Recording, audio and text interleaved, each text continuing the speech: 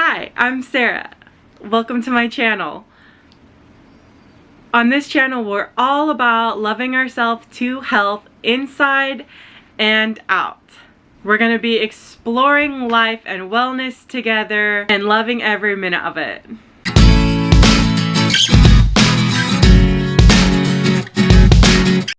I'm going to be having vertical sleeve weight loss surgery this upcoming May 16th. It's getting so real quick. So today I'm going to be running some errands and getting ready for my liquid diet and doing some blood work and a COVID test. And I just thought I would take you along to show you a day of prepping for my weight loss surgery. Come along.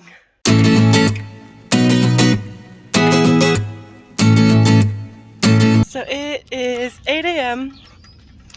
and very bright out, and the first thing we're gonna go do is get some blood work done.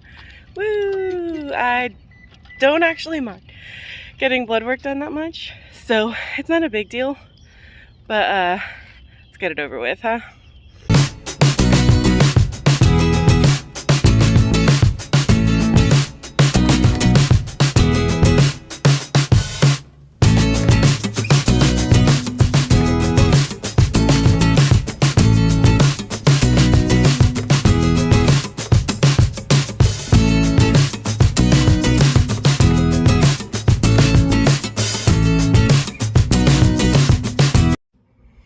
Don't mind how dirty my car is. Just say, hi Deadpool.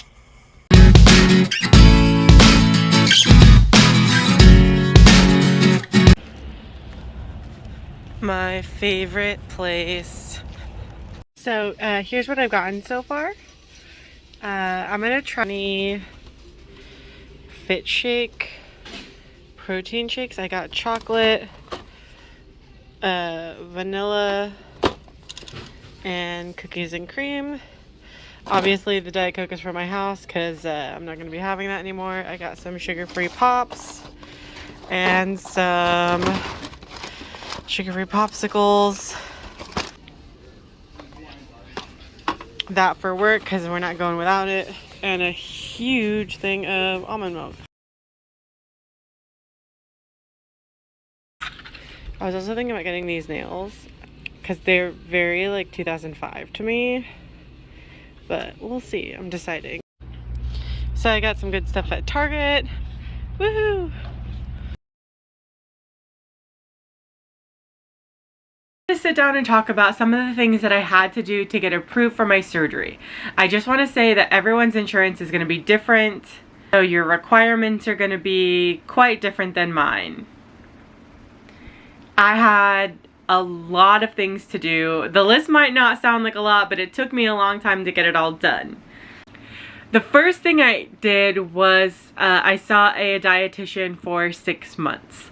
So I had a dietitian monitor my diet and teach me all about eating and nutrition. I had to get clearance letters from my primary care and all my specialists. So I see a nephrologist, a kidney doctor, I see a endocrinologist, I see a psychiatrist, and a cardiologist. I did have to get a letter of clearance from each and every one of them before I could have my surgery. I did have to pass a psych exam as well. I did get a letter from my psychiatrist saying it was okay, but they also had me do a psych eval. So for the cardiologist, I had to do a chemical stress test, an echocardiogram, and an EKG.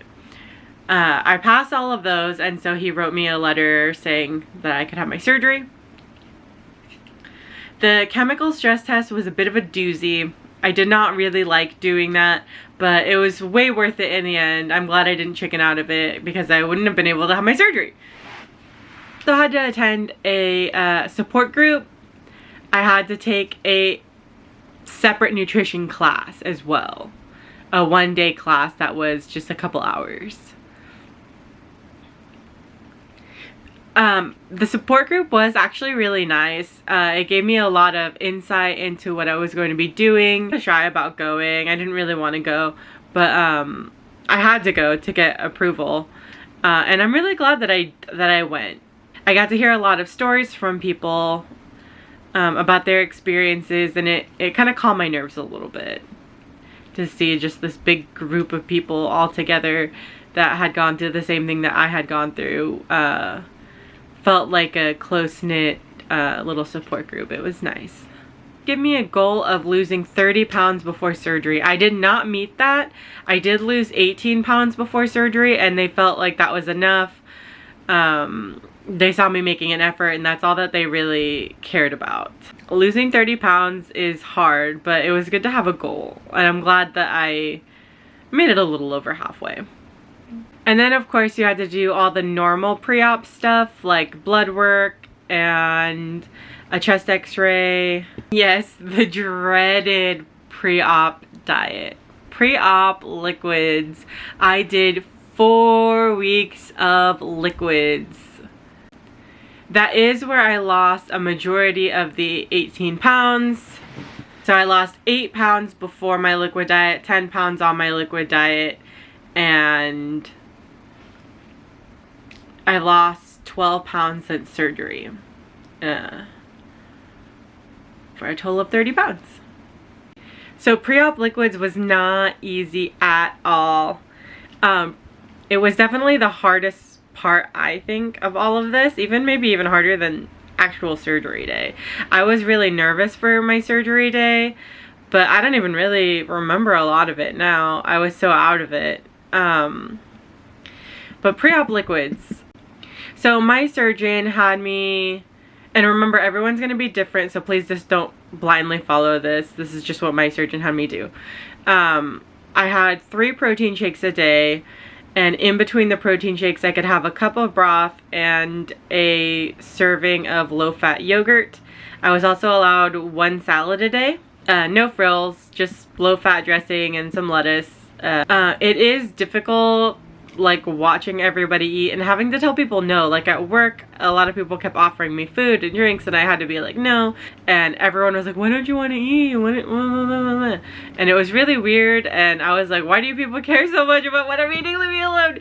I can't eat right now. I'm having surgery in a few days. And so I ended up telling them, like, yeah, I'm having weight loss surgery. I figure I'm telling the whole internet. Why not tell people I work with?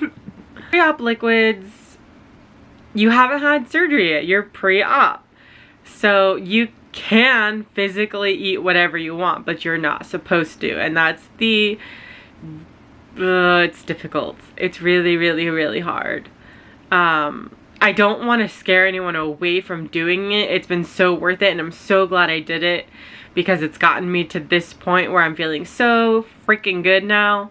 It is worth every step of the journey. As hard as it was, I'm so glad I did it. I'm so glad I was dedicated and didn't give up. You have to choose your hard. Do I want to be overweight and tired and sick for the rest of my life? Or do I want to go through, you know, a liquid diet and surgery and it be like a one-time thing for a lifetime of health? Please don't let the liquid diet scare you away from doing your surgery. I know it's gonna sound so cliche, but if I can do it, you can do it too. I was so terrified. It took me years to have my surgery. Years. Because I was just so scared. And I did run into some roadblocks here and there, like with clearances from my doctors getting declined and having to redo them, blah, blah, blah. But I really was just terrified of going under. And I don't even really remember any of it. It wasn't easy, but it wasn't as nearly as bad as I thought it was going to be. If you have any questions, like pre-op, post-ever, you can shoot me a DM on Instagram, or you can comment down below and I will get to you. Thank you for watching, and please like and subscribe. It would help me as a new channel if you liked and subscribed to my page. Thank you.